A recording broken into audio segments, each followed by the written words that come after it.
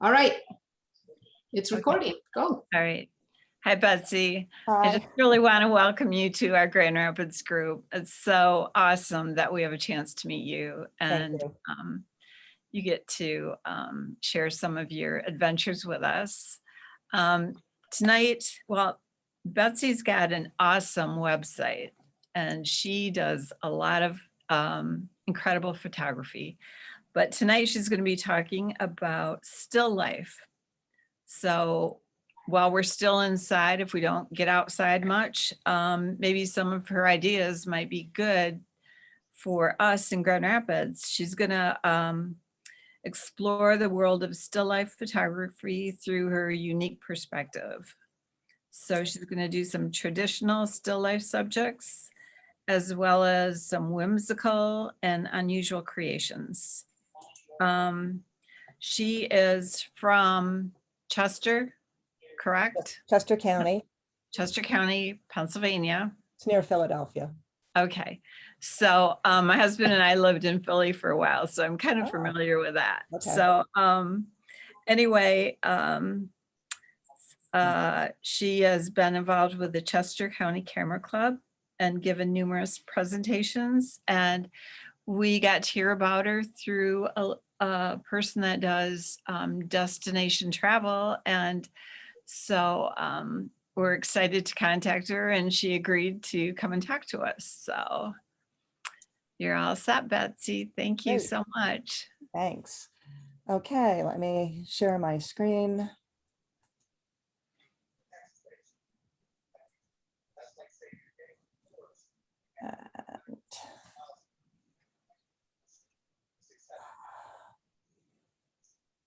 Slideshow from beginning. How does that look? We are not seeing your screen. Ah, oh no.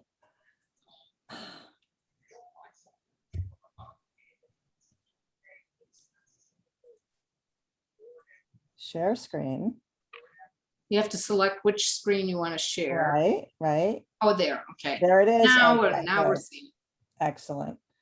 Okay, and let me get this to slideshow from beginning. How's that? That's great. That looking okay? Great. Yes. Okay, thank you. All right. Well, both my husband, Jim, and I, we are active members of our local camera club in Pennsylvania. And I'll tell you, I've learned so much from the camera club. So you're all in the right place, and I'm happy to be here with you. So thank you, Evie and Jan, for inviting me. And I did want to thank Susan Smith. That's your member who gave the recommendation. And I saw Susan before. Hi. And again, Jan, if the video goes out or the audio needs attention, please go ahead and interrupt at any time. But otherwise, I will take a break about halfway through for questions, and then again at the end. So, and I think someone still needs to be on mute. I'm hearing a little bit of background noise, but we will proceed. So first, I just want to introduce you to a member of our club. This is Anita, and she is in charge of programming for our club. And I think all camera clubs have an Anita, like a really sweet, gentle, unintimidating person by appearance. Doesn't she look like a sweet grandmother? But don't mess with Anita. And when she asks you to do something, you do not dare say no to Anita.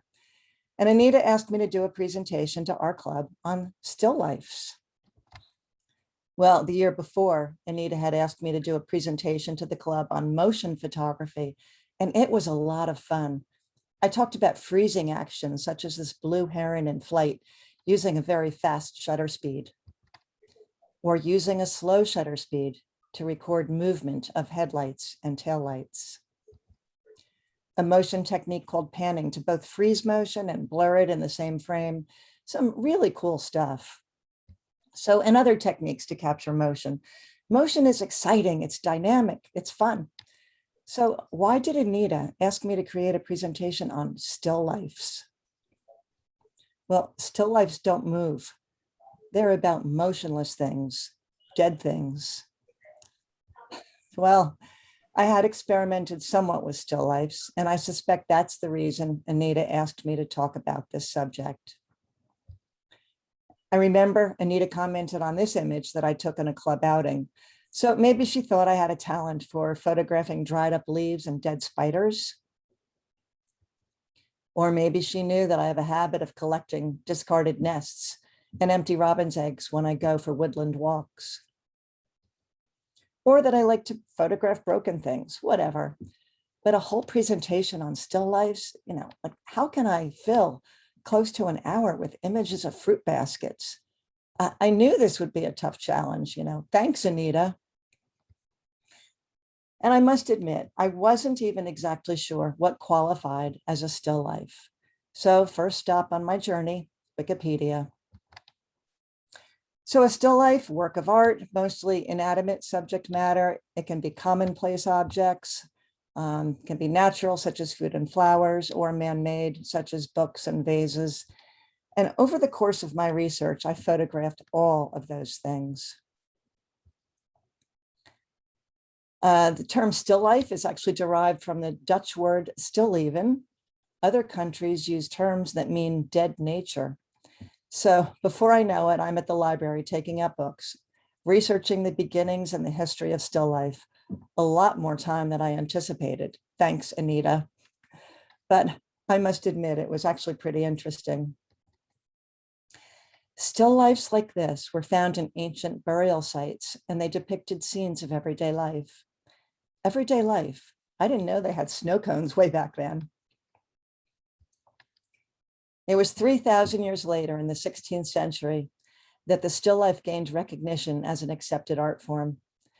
The artist Caravaggio used strong contrast between light and dark, known as chiaroscuro. And now I am loving the sculptural look, and I start to look more and more at still life paintings. Now we fast forward to the 19th century. Cézanne is considered the greatest master of still life painting, and this work is his most celebrated. So I look at the exquisite composition, the movement, the color. This painting is actually the most expensive still life ever sold at auction, $60.5 million. Perhaps the most famous still life of all. I grow sunflowers in my garden. You think I can create something like this? So simply put, studies in composition and lighting, and I start to research different types of still lifes, because there are found still lifes and created still life, and the subject matter can be either natural or man-made. Natural still lifes have always been a favorite of mine. I just never really thought of them as still lifes. Photographing nature has opened my eyes to see the beauty all around us. I now notice texture, shape, color, and patterns, and it's everywhere, like this close-up of a cactus. So when you're walking down your favorite mountain trail and run across fallen leaves in a nice pattern, that's a found still life. If you photograph it as is, it's a found still life. And I like to sit on the grass on a misty morning and just wait, and the beauty will appear. And I did just want to point out, Jeffrey was talking about focus stacking. This is a focus stacked image. But you will find your natural still life. Sometimes I don't go find items, they come find me. Most dinner guests bring a bottle of wine. My friends bring me dead things like this hornet's nest. And found still life. What treasures we can find just by walking around and observing, such as in this store window. A still life can be anything, a rusty lock on a crypt. Collections of old stuff create interesting modular compositions. Museums include lots of fascinating still life subjects, like this was done at the Martin Guitar Factory in Pennsylvania. Gloves and a wrench, gears and rusty pipes. These were taken in an abandoned silk mill and are examples of found still lifes. So created still lifes are just a great way to learn about color, light, composition in a controlled environment. And this is what we all picture when one says the words still life. And I start to read about the disciplines involved with still lifes. With created still lifes, the photographer makes the picture rather than takes them. Unlike landscape or street photography, where you're waiting for a beautiful sunset or an interesting person to walk down the street, you, the photographer, are now in complete control. Perhaps you want to tell a story. We found these glasses in this British passport that belonged to Jim's grandfather in a leather briefcase in the attic. And there's something in between found in created still lifes. So maybe you stumble upon a scene of interest, but you want to add a little creativity of your own. This is at that abandoned silk mill. It's a cold November day. Snow is flying in the broken windows. The broken glass and the leaves were there, but I repositioned them to make this sort of gentle curve here to create the composition that I liked. These rows of machinery on this old wooden floor were actually quite photogenic, the leading lines, the repetition, but I added the shoes in the foreground to convey a sense of the people who work there every day. And beautiful light came in this old window. I positioned the chair, an old umbrella, and a pair of red shoes to create a personality in a scene with nobody in it. So we saw this one before. This was taken at the barn at the Kerner Farm in Chadds Ford, Pennsylvania. So you may be familiar with the artist Andrew Wyeth. Well, the Kerner Farm near where I live is one of the locations he used for many of his paintings. Anna Kerner's trunk in an upstairs bedroom. I love the patterns inside the trunk. A linoleum floor, the wallpaper, even the glue on the wall where the wallpaper peeled off. And an old truck door in the barn. And continuing in the spirit of Andrew Wyeth, we actually managed to get into the cupola of a historic home in Chadds Ford again, where Wyeth created many more of his paintings, and we brought the skeleton. But you can actually see paint splatters on the wooden floor from Andrew Wyeth's palette. So close-ups are just a great way to create stunning still lifes, and it does work very well with natural subjects. And I started to become more enamored with the traditional still life subjects of flowers and fruit. Fruit, endless possibilities. And as I studied more and more examples, the more I became excited about the beauty of simple composition, shape, color, and light. A simple apple, two very different still lifes.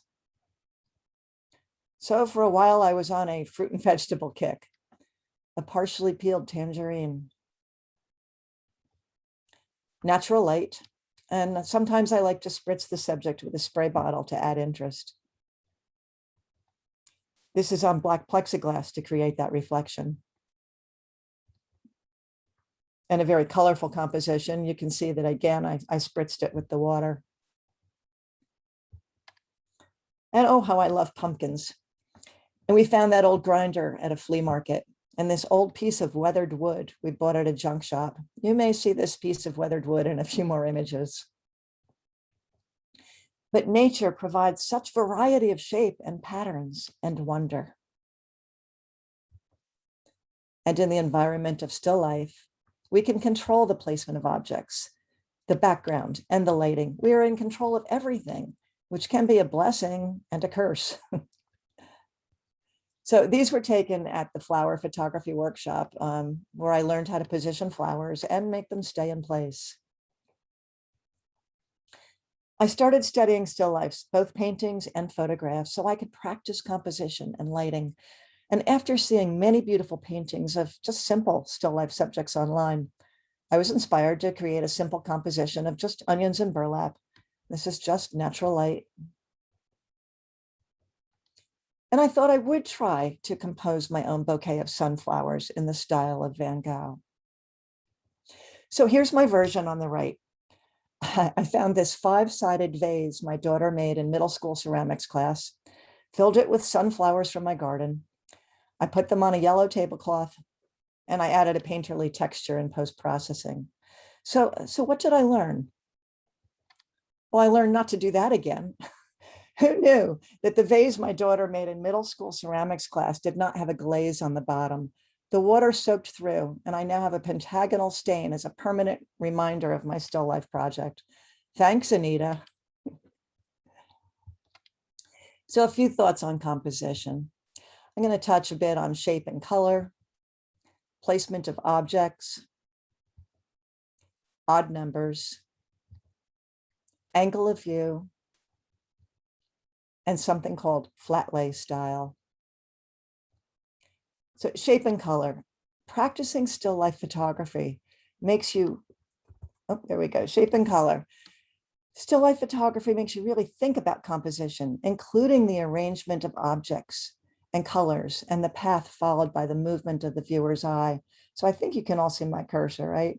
There's a patch of red here and some red here. And I think everyone knows that red really stands out in an image.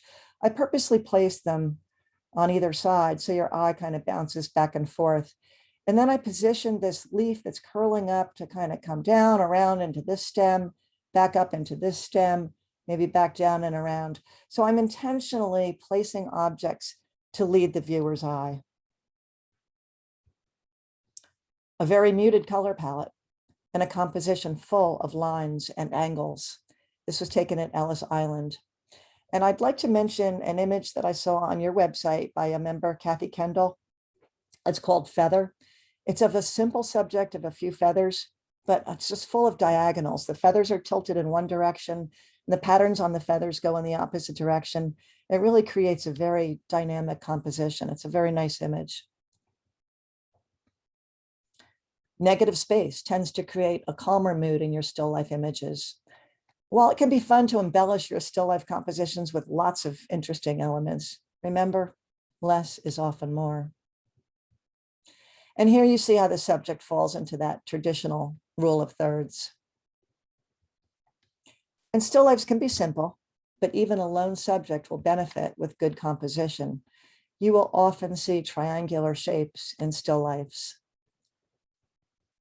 And this one's a bit more complex, but it still has that triangular composition. And angle of view is important. I just kept adjusting my camera on the tripod up and down slightly so I could get a bit of definition. I wanted to be able to see the definition, the front and the back of this picture and this sugar bowl. So just slight change of angle. And I don't know if anyone has really figured out why odd numbers are more pleasing.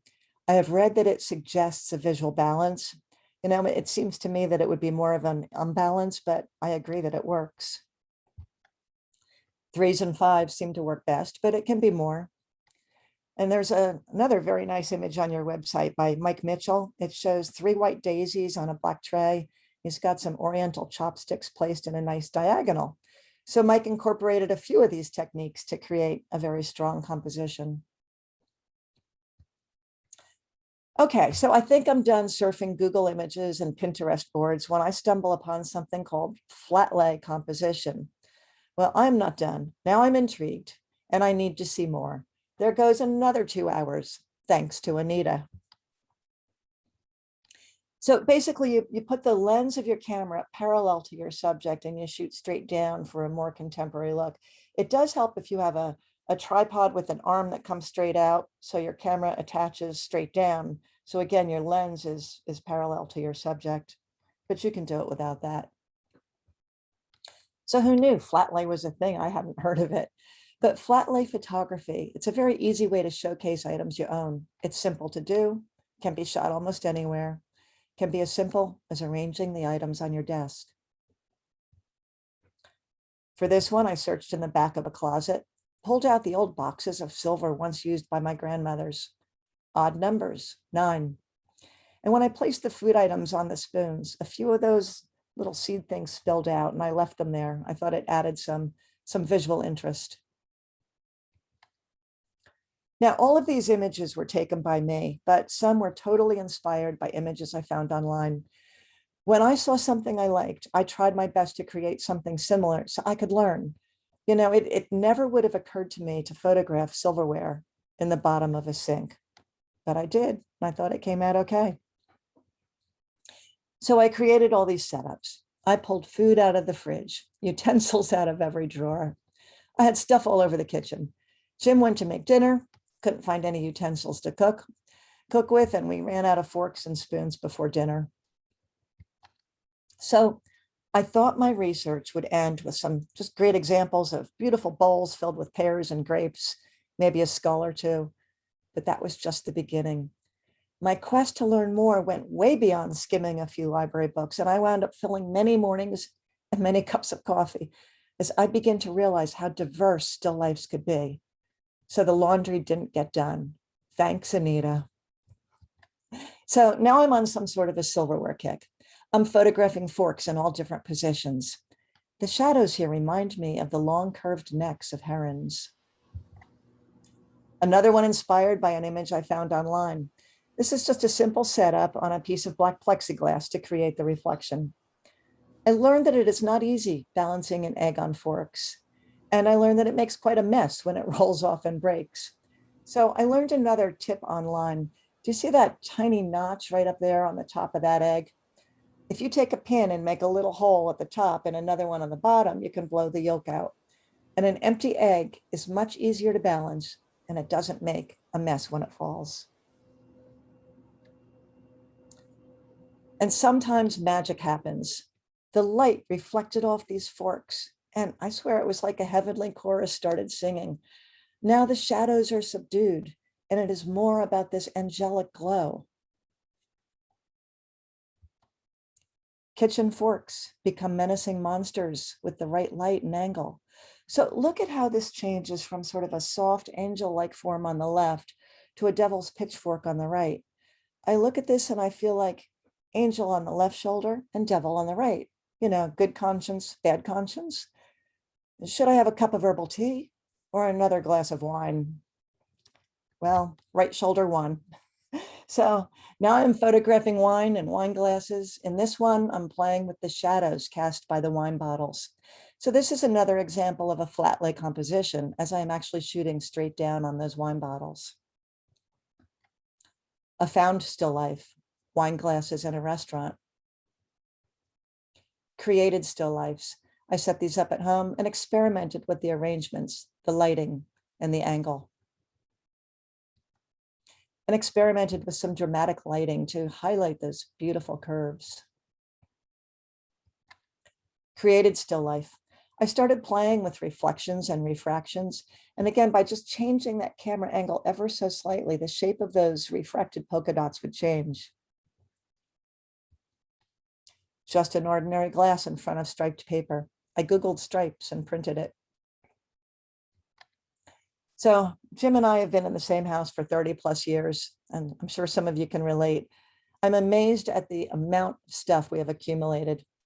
So we had these old dishes, not even enough of a set to take to Goodwill, so I was going to throw them out. And Jim said, why don't you photograph them first? So I did. And then he said, you know, if you're just going to throw them in the trash, why don't you break them and photograph them? And of course, so I did. I challenged myself to try to create an interesting composition and lighting. Anything can be your subject, even broken dishes. Well, maybe I got a little carried away. So, and as I went deeper and deeper into the Google still life wormhole, I came across the technique of scanning. Well, this was already a favorite technique of mine, and I have already done quite a bit of it. Sometimes the technique is called skenography. It's another example of flat lay composition, but this was shot upside down. The camera is a flatbed scanner. This image shows how the tomatoes and onions were placed. Notice the onion at the bottom left and the top right. This is the resulting image. Notice the onions are now at the bottom right and the top left. Everything is upside down and backwards. And this is that same image just cropped in tighter. I just wanted to show you how you can achieve incredible detail. Queen Anne's lace positioned in a graceful dance. Triangular composition. And these seed pods have beautiful colors. We used to call them helicopters when I was a kid because you toss them up in the air and they kind of whirligig down. A scan of a colorful autumn leaf. So this one makes me feel like I'm in a plane flying over highways and roads and housing developments. And oh, look, there's Target and there's 7-Eleven. Hellebore flowers, odd numbers. Spring flowers from my garden, more hellebore flowers, and I love jack-in-the-pulpits. A tapestry of flowers and vegetables. Now, it's tricky and time-consuming to create a composition like this, as everything is upside down and backwards. It may take me 10 to 20 attempts at repositioning to get an image I like, because what'll happen is I'll have everything placed where I think it might look good, and there's like this little piece of stem under the sunflower. Well, the only way to get rid of that little piece of stem is to lift up the tomato, lift up the Queen Anne's lace, lift up the broccoli, lift up the zinnia to get to this sunflower, remove that little piece of stem and try to get everything back down again how I like. You do need patience. So this is what an arrangement looks like as it is placed on the scanner. Looks like quite a mess, doesn't it? Here is the scan from that mess. And I just want to point out, you see down here, a big mayapple and a smaller mayapple. Here it is on the scanner. Here's the bigger mayapple and the smaller mayapple. And they're covered up with a sprig of azalea. There's that sprig of azalea. So hopefully you can kind of get the idea of what's going on here. First, I gather all sorts of items from the yard, and the Windex is there, as you do need to constantly clean the scanner glass. And then I place the items into what I think might be an interesting arrangement. And you can see on the monitor, I've actually scanned just some parts of flowers that I may use later. So this was my first attempt, and I hated it. The colors just didn't work, especially the colors in those helicopter seeds at the bottom. So I just wiped everything off the scanner, took that Windex and started over. I decided to stick with blues and purples and greens, and I like the colors much better. This composition looks a bit squashed. I just want to elongate it a bit. Okay, now I like this better. And a few minor changes that I did in Photoshop. I'm just going to go toggle back and forth a little bit. You can see at the top there, I just added a few pieces. And then I tied it together with a border for my finished image. But you can simulate the magic of milkweed seed pods floating away. You know, I don't know how you could get a shot like this in nature without background clutter, and to place those floating seeds right where you want them. But do you have any idea what a mess milkweed seeds make? I'm still finding these fuzzies floating around my house. Thanks, Anita. So here I'll take a pause and ask if there are any questions. Jan, I don't know if you've been following the chat. There is nothing in the chat that I am seeing, but I do have a question. Okay. When you do these scans, you're not putting the lid down on the scanner, are you? How are you? How are you like putting a cloth over it once you No make the arrangement? The scanner lid is left up, and I actually do it in a lit room. Now, I do avoid having any bright lights right over the scanner, but the light from the flatbed scanner is so bright, it falls off very quickly. And that's why you get that dark background. Now, I do have to go into Photoshop usually and touch it up just a little bit. But yeah, it's just done with the open scanner. So there's no depth of field setting or anything. I mean, the depth of field falls off pretty quickly. And if you take a good look at those images, you can see that. So items that are flat work best. You know, when I did the fruit, I sliced it in half. So that was all right at scanner level. When I start doing things like flowers, sometimes I have to sort of flatten them. And sometimes they just don't work. You know, if it's an item that's got too much height to it, and I want to show that height, it just falls off very quickly. So it's very, very shallow depth of field. with the vegetables, they almost looked translucent. No, they weren't. So it's not done on a light box or anything like that. That's probably just the result of that very bright light shining up on them. What are the scan settings that you use in general? This is a question from Jeffrey. I set it for a fairly high DPI, and of course I'm not looking at the settings right now. My scanner gives me some choices. And I think I set it at like 4,800 DPI. I guess that's dots per inch. So you can do, really basic scans like you're doing for a document. So I do something a little bit higher. And that's how you get that incredible resolution, because it's just creating a lot of pixels in there somehow. I don't know how it works, but it works. So it's creating a JPEG? I believe it does, yes. Jim Brooker asks, do you use a filter in Photoshop to make your still lifes look a little bit antique? Sometimes. That's a good question. And early in the presentation, I showed two, the one of my grandfather, Jim's grandfather's passport and his glasses, and there were some library books stacked up. That one I did put, sort of a vintage look to it. I probably use some sort of filter. I use topaz. Sometimes I use textures. You may pick up textures in a few of these in here, but I tried not to use too much of that in this presentation. I noticed some of them looked like they were, there was a backdrop, that some kind of a backdrop setup, but Yes. there's a lot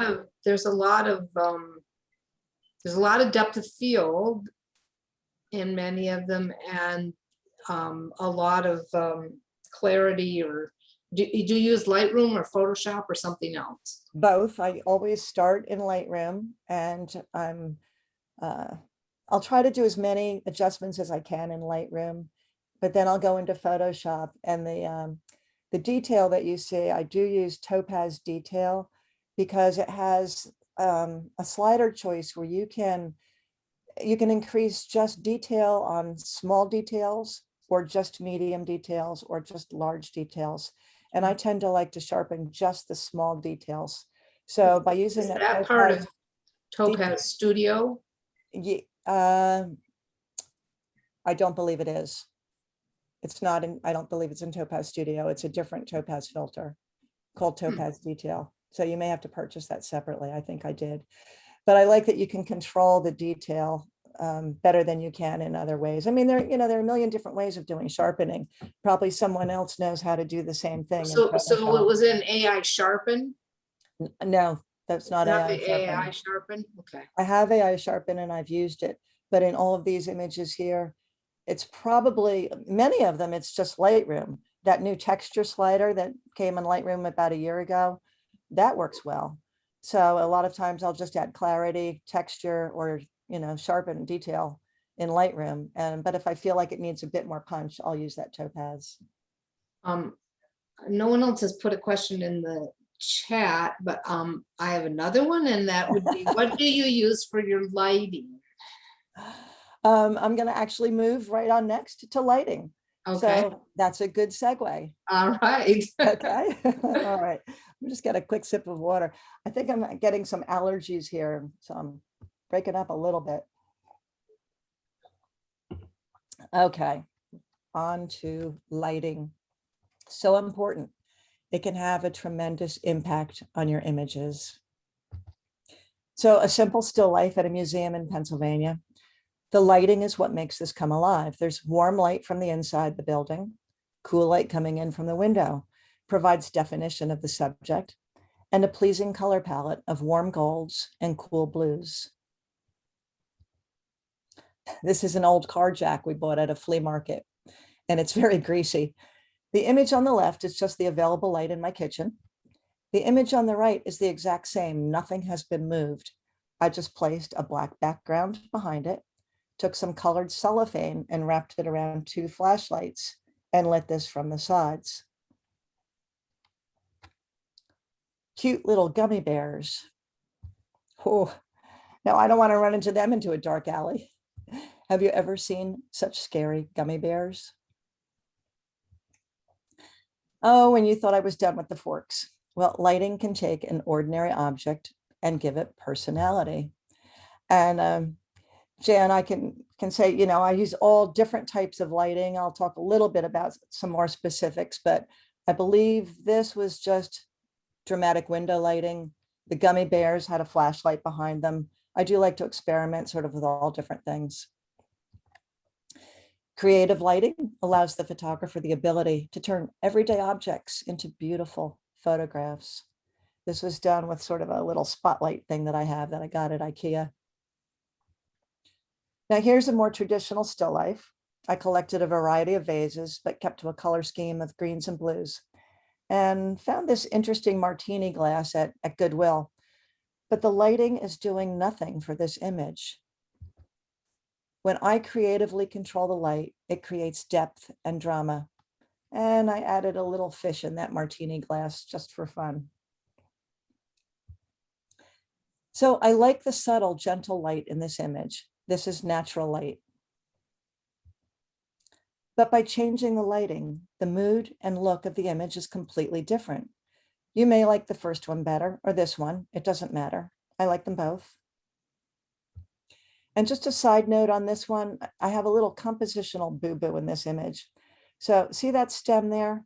It's touching that other pair, sometimes called a merge. And it's not a big deal. Frankly, it doesn't really bother me much. But had I noticed that, I would have just tilted this pair slightly differently to give a little bit of air in between that stem and the pair, similar to the space you see between the other pairs. Okay, back to lighting. So you can even creatively control sunlight in your images. I took this at an area cemetery. I just lined up an opening in the cross so that the sun shone through and created this beautiful sunburst. Can I add some drama by changing the lighting? This lighting's pretty flat. I've added some rim light to give the edges some definition. Again, now I just placed a light behind it, and I put a candle inside the jack-o'-lantern. Now that's a Halloween pumpkin. Okay, so this is a still life I am particularly proud of. I created it at a workshop by the master of painting with light, Harold Ross. I'm sure some of you may be familiar with his work, Harold Ross. He's wonderful. So I've watched him demonstrate, and some of the images I've already shown were based on his method of light painting, but not to this level. This is what I wanted to learn. So, I mean, look at the sculptural feel to this image. The light is pure magic. You can kind of feel the coarseness of the leather strap and the smoothness of the fabric. So this was actually a big undertaking. It's an investment of money and 3 days to learn, which is complicated. But Harold is an excellent teacher, and I'm very glad I did this. I certainly have a much better understanding of light and composition. And see that strap down on the bottom right? I'm going to zoom in on that because I want to point out what the magic of light can do. The strap appears to have sort of a nice gentle curve. In reality, it's flat. The curve was simulated by adding light and shadow. Added a little light here, a little light here, and some shadow in the middle. And it gives the illusion of a curve that's not there. Isn't that cool? So I'll give a quick overview of the process. It's sort of the Cliff Notes version anyway. Some of you may already know this process. There really is a lot more to it, but you'll get the idea. So I just set up a still life of vegetables from our community garden. This is just a single light source to get everything positioned in a pleasing composition, get my camera on a tripod and get it in focus. But it's rather flat, boring light. And then I use a small flashlight with a curved PVC pipe taped to actually bend the light and soften it. So the light's bouncing around inside that white PVC pipe. And that sort of gives it a little softer look. And then I turn out all the lights and begin light painting.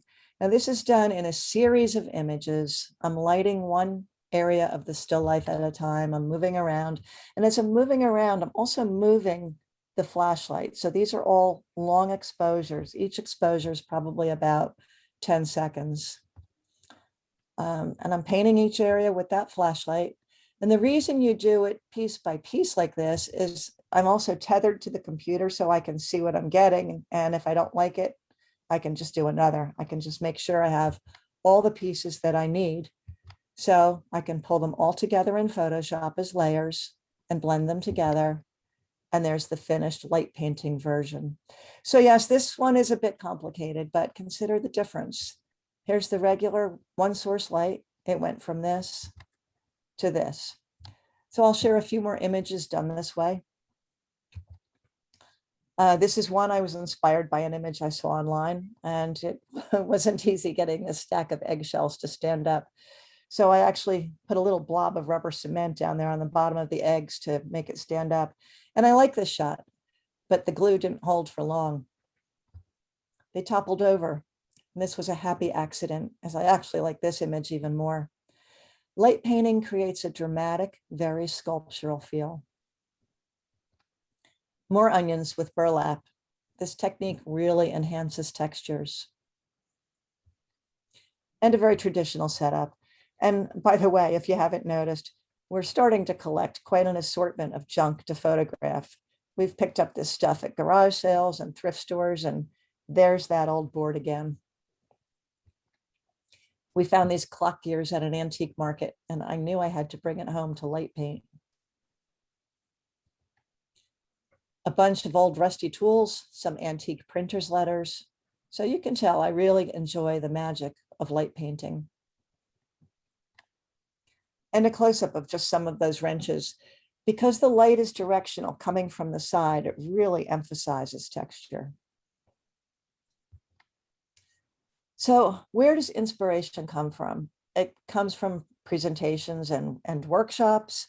I was very much inspired early on in my journey by Mike Moats. I think some of you may know of him. He's a master of macro photography. But a lot comes from just my association with my camera club. A lot came from my research. Many times things just come to me. Jim has a small collection of old cameras. I wanted to create an image that would acknowledge their importance to us as photographers. So this was done on black plexiglass to get that reflection. In this case, I wanted to memorialize an old friend, RIP, to my Canon 40D. It lived a long and active life. It had an expected shutter life of, I think, 100,000 cycles, and I think I probably doubled that. Inspiration comes from Camera Club challenges. Our Camera Club has an annual summer challenge because we don't meet in the summer. And they will give out a list of topics to photograph during the summer months. And there will be a theme. This one, a few years back, the theme was From Where I Stand. Your feet had to be in every image. So it's sort of like a scavenger hunt of topics to photograph. So this one had to be with a book. So it really makes you think and forces you to be creative. This is another one from the Where I Stand series. The assignment was in the bathroom. So, your own club monthly assigned themes like all in a row or odd or unusual. I like the one, Jan, you said, I think it's coming up in January, something from your childhood. That should be a good one. So, these are great challenges that lead to new ideas. Here, the assignment was messy. And, I'm not sure this qualifies as a still life, but it's my presentation, so I say it does. And I got my dog Shadow to sit still, and that was quite an accomplishment. So here's how I did this one. I set up a tablecloth on a picnic table outside, hung a backdrop from the swing set, and that is a purchased backdrop, Jan, and that may be one of the backdrops you saw in one of the other images. And this took a couple of assistants. That's my husband, Jim, our daughter, Alex. A lot of flour, a lot of tries to get Shadow to sit still with the spoon in her mouth without much success. And then Jim solved the problem with a little bit of peanut butter right there. That did the trick. So this is the image I'm going to use of Shadow. Then I asked Jim to toss some flour around because I knew I would be adding it to the final image. So then in Photoshop, I removed Jim's hand, added the flying flower, Shadow the chef being a bit messy. And here she is again. This was to illustrate the word elegant. So, and oh, there are those Goodwill martini glasses again. This time they're filled with doggy biscuits. So, your monthly competition challenges are a source of inspiration. I would encourage you to participate in every one, even if it's not your usual type of photography, because it's how you learn. Inspiration comes from local day trips like this one. This is Hopewell Furnace, a historical national park near us. Because inside old historical places, you can always find some treats to photograph. This is still the same place, and another one. I like the textures of the rusty bucket and the old brick wall. A few from Valley Forge National Park, which is near where I live, so I go there a lot. And, you know, we tend to think of places like Valley Forge for the beautiful landscapes and the structures, but there are found still lifes throughout. The bluebells in spring, and many other flowering trees and plants. This thistle was in a field cluttered with other vegetation. The background was really distracting. I was wearing a black jacket. I asked a photo buddy. I said, Wayne, here, take my jacket, hold it up behind the thistle. And that provided that nice background for me. Autumn in Valley Forge is beautiful. I like to just sit on the ground, and that's when I discover little gems like these. I often wear rain pants so I can just lay in the grass. And back to Jeffrey again. This is this one on the left. I think these are both focus stacked. And in Valley Forge, there is a special solitude in winter. I know most of you probably have never been to Valley Forge, but it's really quite beautiful. I love to look for patterns and textures in ice. Nature provides endless still lifes that are actually works of art. So this is not Valley Forge. This is my drafty window, just some frost on a drafty window in my home. And the crystals on a frozen soap bubble. This is really hard to do. It took me 2 years to get this. So, and again, I saw a wonderful image on your website of soap bubbles nestled inside one another by Jan Lewis. I have no idea how you did that, Jan, but I imagine that also must have been quite a challenge. Maybe when I'm done, you can tell me. Interesting patterns in the gears of old farm equipment. Or a created still life inside a wooden canoe. My husband, Jim, builds and restores these beautiful old canoes, and he enjoys his beer. A clock at a nearby museum. And I want to share a few still lifes taken on a wonderful trip on a windjammer in Maine, which is where I met your member, Susan Smith, who actually introduced me to your group. And of course, most of the images I took on that trip were of amazingly beautiful windjammers sailing along the rugged Maine coast. But I did manage to find a few still lifes that helped to tell the story of our adventure.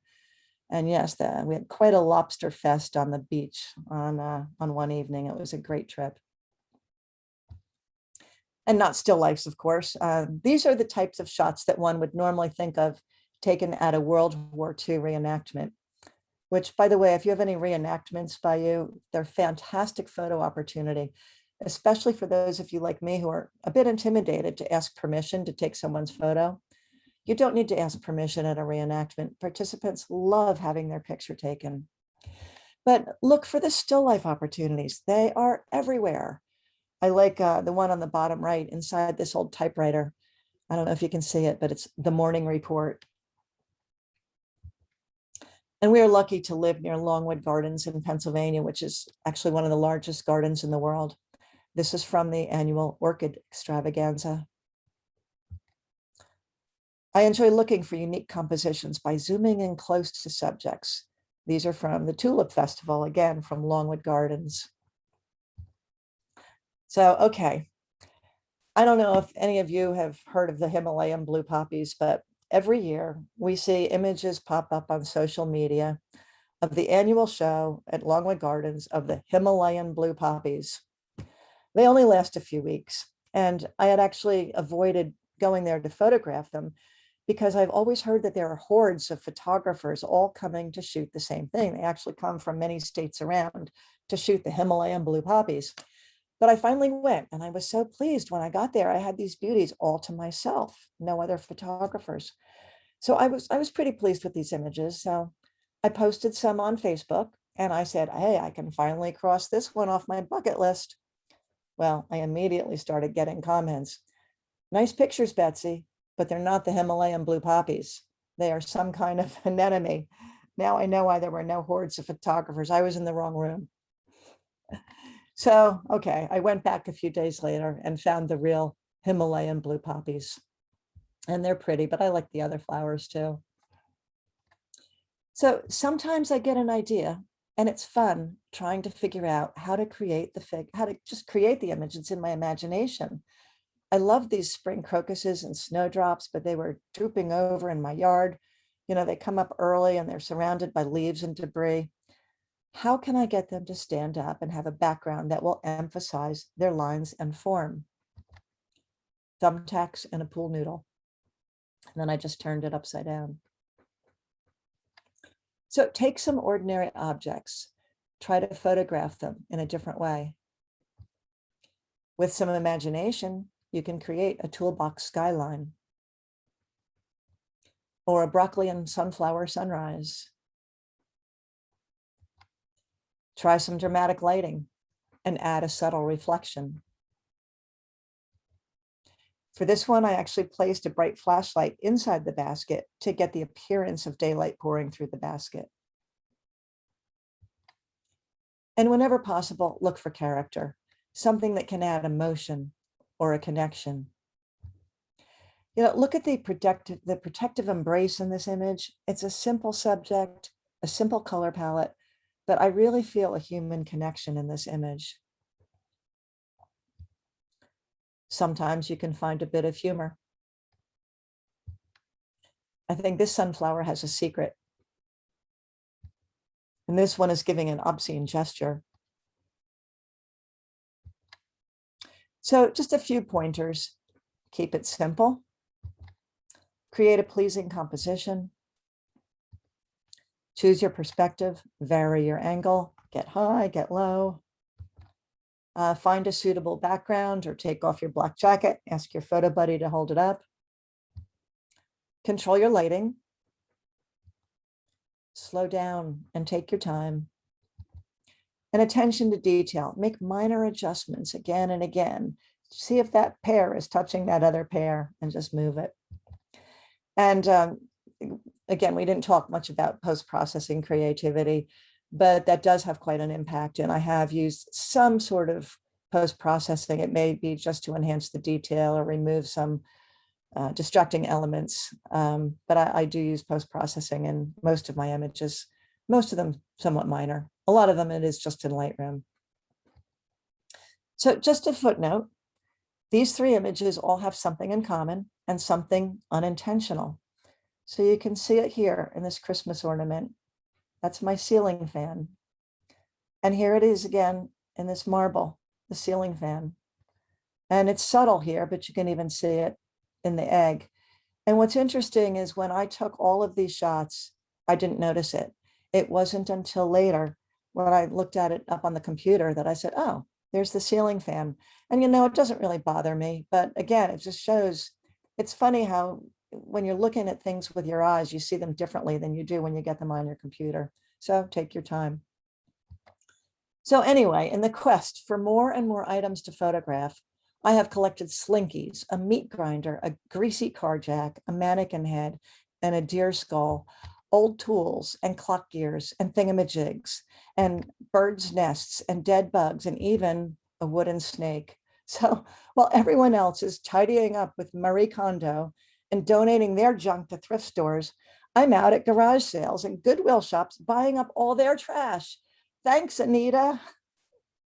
So does anyone want to know why we no longer invite guests to the Wilson house? I swear Jim's canoes are in there somewhere. So it all started with a request from Anita. And they say, it's not the destination, it's the journey. Well, my destination is this presentation to all of you. And my journey has been priceless. And for that, I say, thank you, Anita. And to all of you, I say thank you. So I really enjoy doing this. Thank you for listening. If there are any other questions or comments, I do have, oh,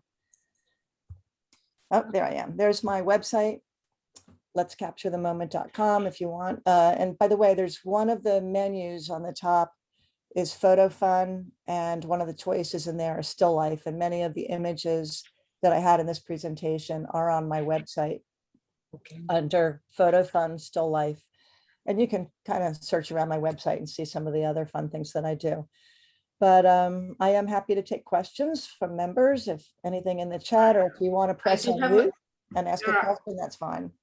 There are a few in the chat. So Jim Bruker wants to know, do you have a favorite lens to do your still lifes with? I will stop sharing. Hopefully you can see me now. A favorite lens to do my still lifes? No, I'd say it really depends. The light painting that I did, those really complicated ones that I said with the Harold Ross type, where you use the flashlight and all that, those I'll use typically a fixed lens, a sharp lens, like a 50mm, because I want to go for maximum sharpness and nothing's moving. You know, I can set my distance from my still life. I'm in complete control. So for that, I'll use a prime. My go-to lens for most things that I do is a Tamron.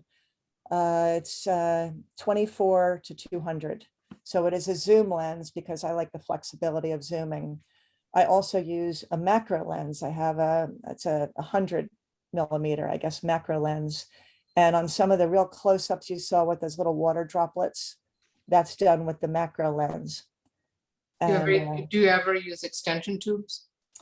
you know, Jim's listening downstairs. He gave me extension tubes for Christmas and I tried them once and I really struggled with getting things in focus and I haven't tried it again. So it's on my list.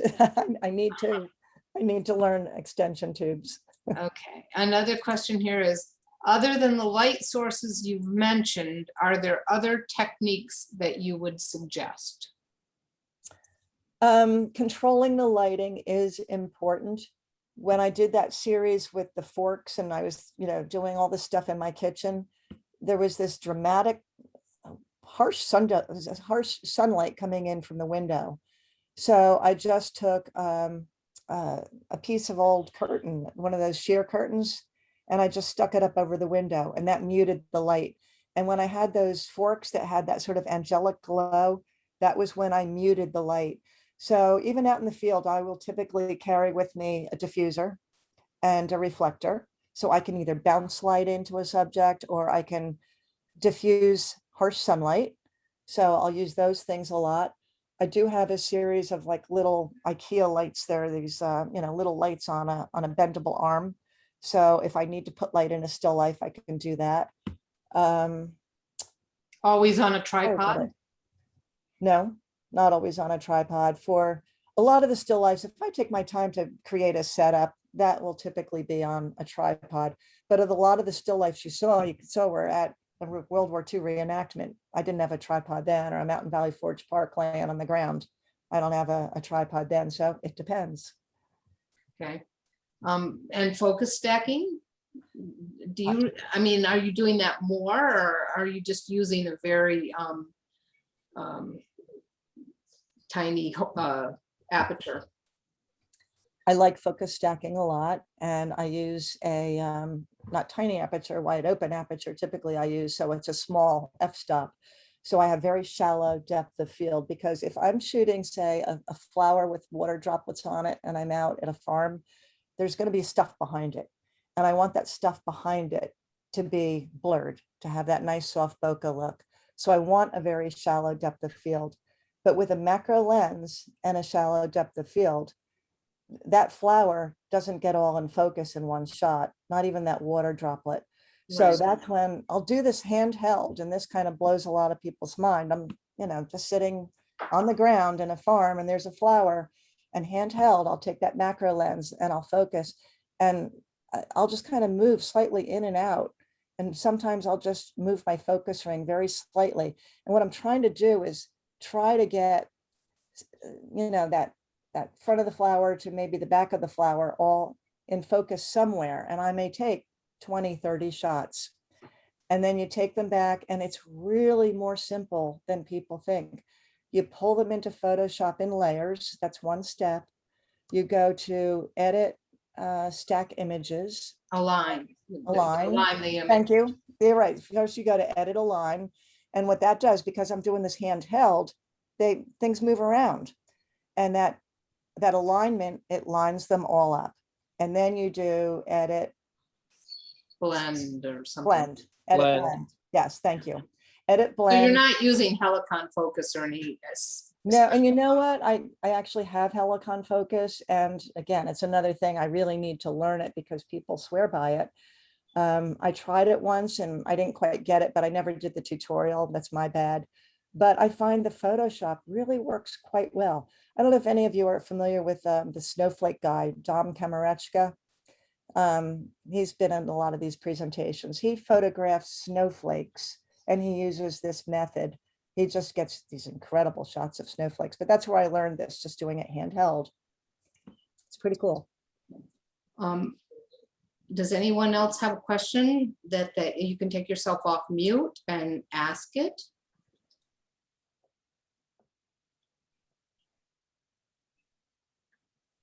You mentioned a workshop that you took. Did you say Harold, was it Davis? Ross, Harold Ross, R-O-S-S. He's the one who does that light painting technique with a flashlight in the dark. And yeah, if you look up his website, you will see just extraordinary still lifes. He does almost all still lifes. I attended a webinar, a week or so back. It was through Rocky Nook Books. I don't know how I got connected with him, but it was, I thought the guy's name was Harold Davis, and he did creative flower photography. That was Harold Davis, you're right. Okay. He's not Harold Ross, he's a, but Harold Davis does wonderful techniques and experiments with a lot of different. But it's similar in that he's blending a whole slew of images that he's lit specially. Each item is lit specially and then blending them all together. Yeah, I didn't see that. I would like to. I have watched a few of his presentations. He has a book out that's available through Rocky Nook. Okay. So you could check him out. Yeah. It's interesting, they have the same first name. Yeah. So that's why I got a little confused. No, different people. Anyone else with questions?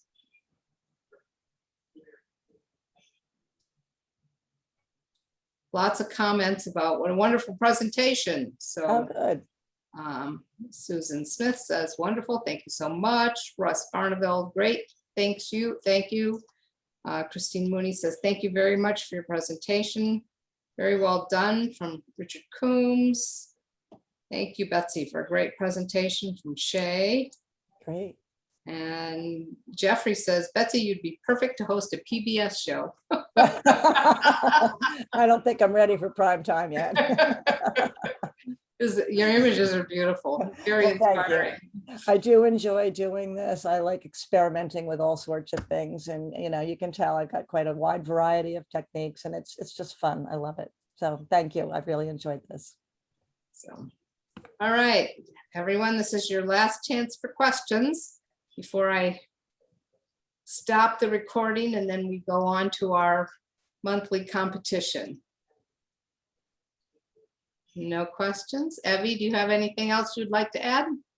I just thought it was wonderful. I loved you, and you did a great job. Wow. Thank you. I'm really impressed. Thanks. Thank you. It makes me want to go down to my basement and gather all kinds of goodies. And take back all that stuff you donated to Goodwill, right? yeah, I did donate a lot of stuff to Goodwill. I recently moved, so yes, downsizing. So, all right. Thank you so much, Betsy. It was wonderful, very inspiring. I think we might be seeing some more still lifes in our monthly competition. I hope so. All right, I'm going to hit stop here. Thank you.